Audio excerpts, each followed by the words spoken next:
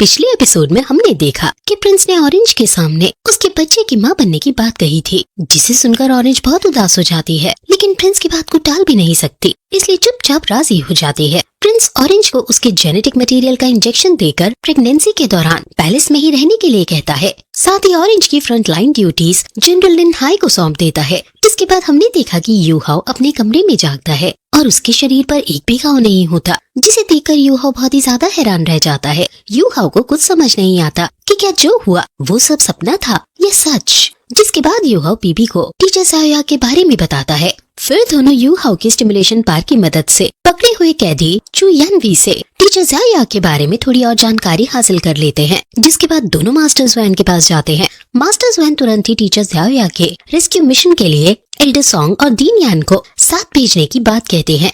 जिसके बाद यू हाओ मास्टर्स वैन से तैंग वुतोंग के बारे में पूछता है, जहां उसे पता चलता है कि तैंग वुतोंग यू हाओ को लाने के बाद एकांत ध्यान में चली गई है। इसके बाद वो अपने कमरे में आकर एनी सोल स्पिरिट से इंसिडेंट के बारे में बात करता है, जहां उसे पता चलता है कि यू हाओ की जान खुद लोंग ज़ाओया ने ड्रैगन कोर देकर बचाई है। असल में लोंग ज़ाओया ने यू हाओ की जान मुएन के कहने पर बचाई है। वहीं यू हाओ को पता चलता है कि ड्रैगन कोर लोंग ज़ाओया ने यू हाओ की बॉडी में डाला है। वो बहुत ही कीमती कोर है। ड्रैगन कोर एक ड्रैगन की इनर कोर होती है, जिसमें ड्रैगन के मैच्योर होने के बाद उसकी एनर्जी कंडेंस हो जाती है। साथ ही यू हाओ को पता चलता है कि ड्रैगन की मदद से यू हाओ अब लेवल 80 पर पहुंच गया है और अब यू हाओ के पास एक ड्रैगन जितनी पास आ चुकी है। जिसके बाद फिर यू हाओ को अचानक ज़ियाओबाई का ख्याल आता है और वो बिना समय गवाए तुरंत उसको लेने जाता है। जिसके बाद अब सीन चेंज होता है और हम देखते हैं कि बीबी, ज़ियांग नानन, जू शांसी, नान क्यू और बाकी सभी साथ में बड़ी खुश होकर श्रेक एकेडमी में चल रहे थे। सभी ये खबर जानकर बहुत खुश थे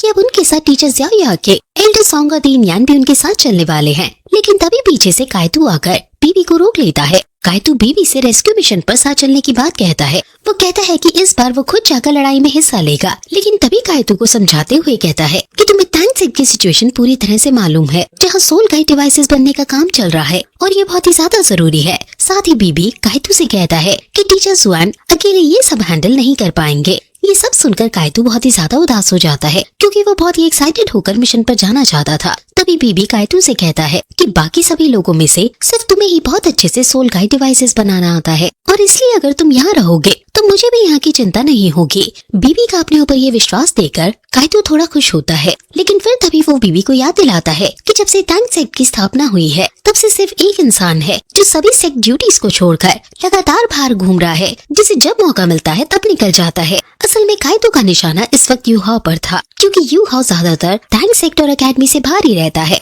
वहीं कायतू अपनी बात पूरी करते हुए कहता है कि इस आदमी की मैनेजमेंट स्किल्स और बड़े से बड़े कीमती सोल गाइड डिवाइसेस बनाने का मास्टर टैलेंट है। साथ ही कायतू कहता है कि अच्छी खबर तो ये है कि ये इंसान अभी इस वक्त सेक्ट में मौजूद भी है। सभी कायतू की बात सुन ही रहे होते हैं कि तभी वहाँ पर यू हाओ की एंट्री हो जाती है। यू हाओ ने भी कायतू की बात सुन ली थी। वो आते ही कायतू से मजाक टोन में उसे धोखे देने का इल्जाम लगाता है, जिसमें यू हाओ मजाक करते हुए कायतू से कहता है कि तुम मेरे पीठ पीछे मुझे धोखा दे रहे हो। जिसका जवाब देते हुए कायतू कहता है कि ये धोखा नहीं है, ये सब तो सच है। तभी बीबी यू हाओ और कायतू को बीच में टोकते हुए कायतू का साथ देते हुए कहता है कि कायतू की बात सही है। बीबी के मुंह से ये सुनते ही यू हाओ बिल्कुल शॉक रह जाता है। वहीं बीबी आगे कहता है कि क्योंकि यू हाओ सन मून एम्पायर की वॉच लिस्ट में सबसे ऊपर है, इसलिए यू हाओ का सेक्ट में रुकना और सन मून एम्पायर से इस वक्त दूर रहना ही सबसे सही होगा। जिससे पहले कि यू हाओ कुछ बोल पाए तभी पीछे से टीचर जुआन आते हैं और अपनी सहमति दिखाते हुए कहते हैं कि मुझे भी लगता है कि यू हाओ को यहीं रुकना चाहिए।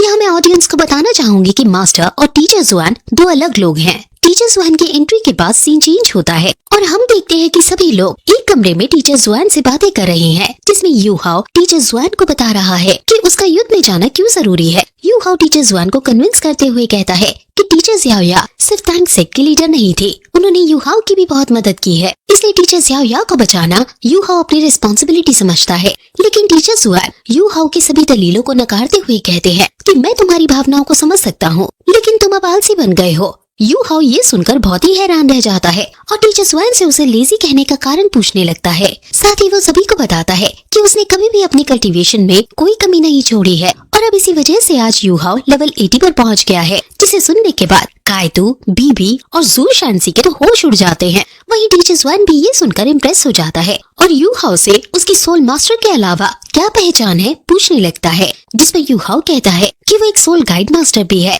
जिसके बाद टीचर स्वैन यू हाउ से कहता है कि तुम्हारी सोल पास तो बहुत तेजी से बढ़ रही है, लेकिन तुम्हारी सोल गाइड मास्टर रैंक कितने टाइम से लेवल 7 पर ही रुकी हुई है। आगे टीचर स्वैन यू हाउ के कंधे पर हाथ रखते हुए कहते हैं कि तुम्हें पता होना चाहिए तुम्हारा मुकाबला सन मून एम्पायर से है और सन मून एम्पायर की सबसे बड़ी ताकत है उसकी कीमती सोल गाइड डिवाइसेस और सोल गाइड मास्टर्स, और अगर तुम इसका मुकाबला नहीं कर सकते तो तुम उन्हें कैसे हरा पाओगे। यू हाउ टीचर स्वैन की बातों को बड़े ही ध्यान से सुन रहा था और फिर थोड़ी देर सोचने के बाद यू हाउ टीचर स्वैन से कहता है कि आप बिल्कुल सही कह रहे हो। और अब यू हाउ समझ गया है कि सन मून एम्पायर को हराने के लिए उसे सोल गाइड डिवाइसेस में बड़े बड़े ब्रेक थ्रूज हासिल करने होंगे। यू हाउ की बातें सुनने के बाद टीचर स्वैन यू हाउ को एक पेपर देते हैं जिसमें लेवल 8 डीकॉम्पोजिशन कैनन के बारे में लिखा है और कहते हैं कि यू हाउ को ये लेवल 8 सोल गाइड डिवाइस 3 दिनों के अंदर अंदर बनाकर तैयार करना है और अगर वो ऐसा कर पाने में सक्सेसफुल होता है तो टीचर स्वैन यू हाउ को मिशन पर सबके साथ जाने की परमिशन देंगे।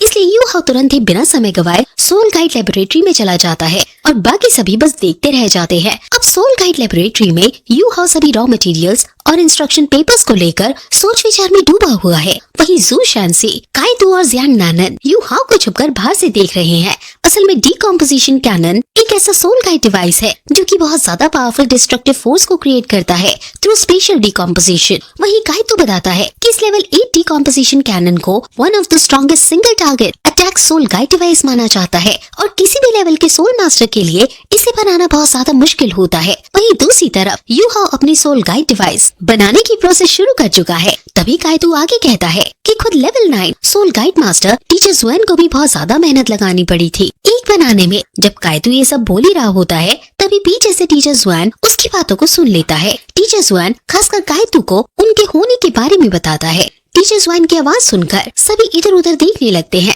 और ऐसे रिएक्ट करते हैं जैसे उन्होंने कुछ कहा ही ना हो। लेकिन टीचर स्वैन कहते हैं कि यू हाउ को यहाँ रोके रखने के पीछे उनका खुद का एक मोटिव है, जिसे सुनते ही सभी शॉक हो जाते हैं। टीचर स्वैन बताते हैं कि आइस गॉड क्रिस्टल्स जो नान क्यू क्यू ड्रैगन सिटी से लेकर आई थी, उन्होंने बहुत रिसर्च करी जिससे टीचर स्वैन को ये पता चला कि इन आइस गॉड क्रिस्टल्स की क्वालिटी आज के टाइम के सबसे टॉप रेयर मेटल से भी ज्यादा अच्छी है। जिसका मतलब है कि इन आइस गॉड क्रिस्टल्स को लेवल 9 के सोल गाइड डिवाइसेस बनाने में भी इस्तेमाल किया जा सकता है और यही नहीं, फ्यूचर में लेवल 10 के सोल गाइड डिवाइसेस में भी। लेवल 10 का सुनते ही जू शांसी और काइटू बहुत ही ज्यादा हैरान हो जाते हैं। वहीं टीचर स्वैन आगे कहता है कि उनकी कल्टीवेशन और मार्शल सोल एट्रीब्यूट सीमित है, जिसकी वजह से teacher swan ice God crystals का इस्तेमाल नहीं कर सकते हैं। लेकिन यू हाउ अपनी अल्टीमेट आइस की मदद से आइस गॉड क्रिस्टल्स का इस्तेमाल कर सकता है और एक डिवाइन वेपन बनाने में सक्सेसफुल हो सकता है। साथ ही यू हाउ भी सोल गाइड मास्टर में ब्रेक थ्रू हासिल कर सकता है। टीचर स्वैन की बातें सुनने के बाद सभी बहुत इम्प्रेस हो जाते हैं,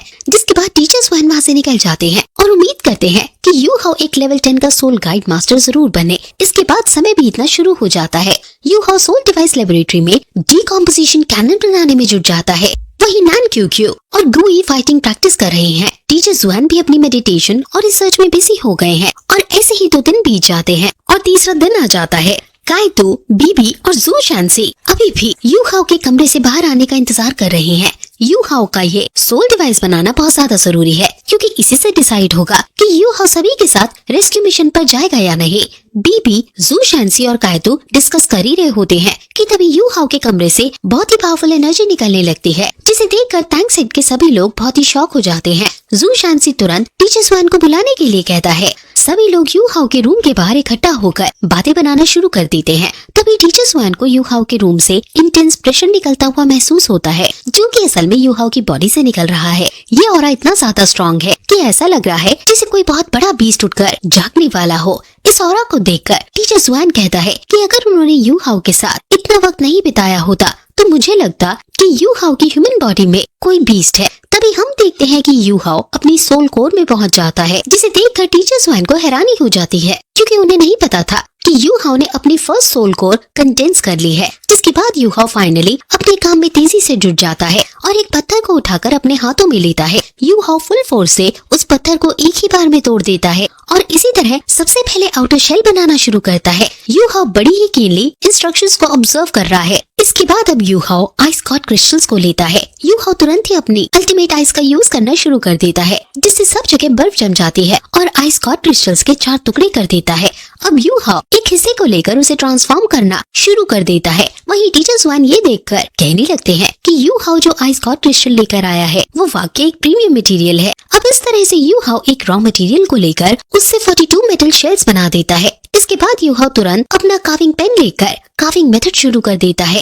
ये देखकर जू शैंसी बहुत शौक होता है, क्योंकि यू हाउ इतनी देर से लगातार इस काम में जुटा है और अभी भी बिना रुके कार्विंग शुरू कर रहा है। जिसके बाद टीचर स्वान कहते हैं कि यू हाउ को पहले से ही लेवल 8 डिकम्पोजिशन कैनन बनाने की एक बारीकी बहुत अच्छे से याद है और ये उसी का ही एक रूल है कि आपको एक ही रिदम में पूरा काम करना होता है। अगर बीच में रिदम टूटती है तो इसका कुछ गलत प्रोडक्ट भी बन सकता है। इस लेवल 8 डिकम्पोजिशन कैनन को बनाने में सबसे मुश्किल काम है 3 सेंट्रल कोर एरेस के अंदर 24 कोर एरेस को बनाना और इन 24 कोर एरेस का एक एरे ही 7 सोल गाइड डिवाइस के सेंट्रल कोर एरेस से भी ज्यादा मुश्किल है। इसे बनाने के लिए बहुत फोकस और डेडिकेशन की जरूरत है और यू हाउ बिल्कुल इसी फोकस और डेडिकेशन से एरेस बना रहा है। बाहर सभी लोग गेट में से छुपकर यू हाउ को लेवल 8 डिकम्पोजिशन कैनन बनाते हुए देख रहे हैं। वहीं जो ये कोर एरेस बनाना बहुत ही ज्यादा मुश्किल पार्ट बता रहे थे, यू हाउ बड़ी ही आसानी से एक के बाद एक दूसरी कोर एरेस भी बना चुका था, जिसे देखकर काइतो भी यू हाउ की स्किल से बहुत ज्यादा इम्प्रेस हो जाता है।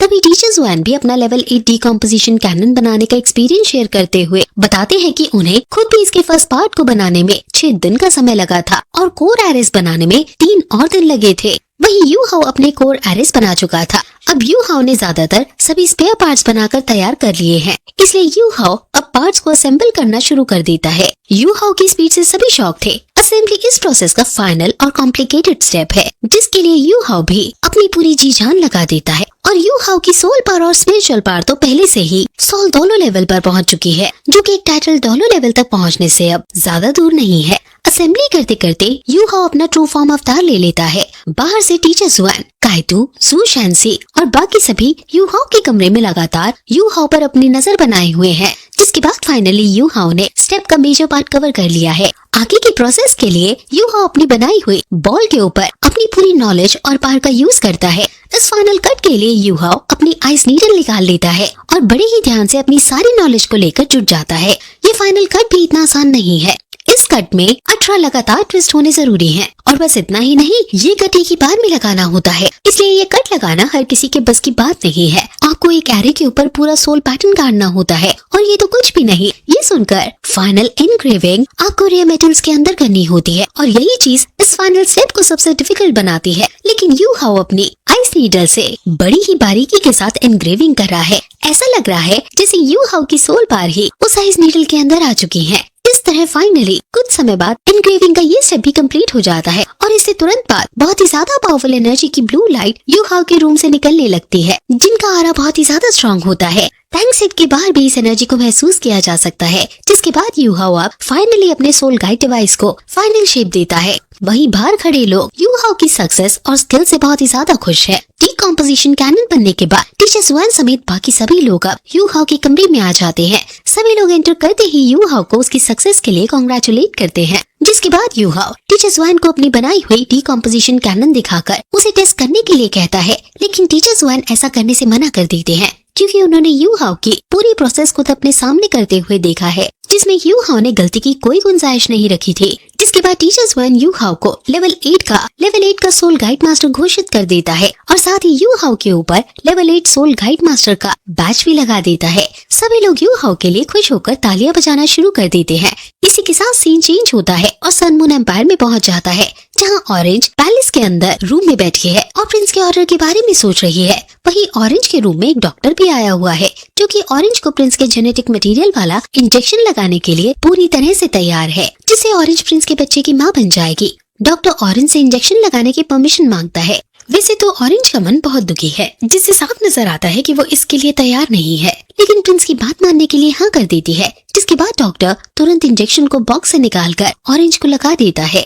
इसके बाद सीन वापस से चेंज होकर यू हाओ के पास आ जाता है। यू हाओ अपने साथियों के साथ एल्डर सॉन्ग और दीन यान के पास जा रही है। सभी के लिए बहुत ही ज्यादा प्राइड वॉक है, क्योंकि इसी बीच श्रेक एकेडमी के बड़े बड़े सोल मास्टर्स के स्टैचू हमें नजर आते हैं, जो कि सभी को बहुत मोटिवेशन देते हैं।